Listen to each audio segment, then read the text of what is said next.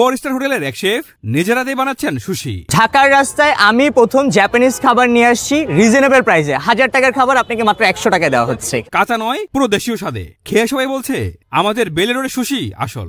Diploma in culinary arts করা, আমি shine থেকে ডিপ্লোমা ইন কুলিনারি আর্টস করেছি এন্ড ওইখান থেকে আমার এই কোশ্চেন আসা। স্কুইজ সুশি রয়েছে, অক্টোপাস সুশি রয়েছে, শ্রিম্প সুশি রয়েছে এন্ড ক্র্যাব সুশি রয়েছে আমাদের বেস্ট সেলিং প্রোডাক্ট। আমাদের প্রত্যেকটা সুশির মধ্যে ভেরিয়েশন রয়েছে। যদি আপনি প্রফেশনাল সুশি লাভার হন আমাদের রেগুলার মাকি ভার্সনটা খাবেন, আর যদি নন প্রফেশনাল হন তাহলে ফ্রাইড ভার্সন রয়েছে।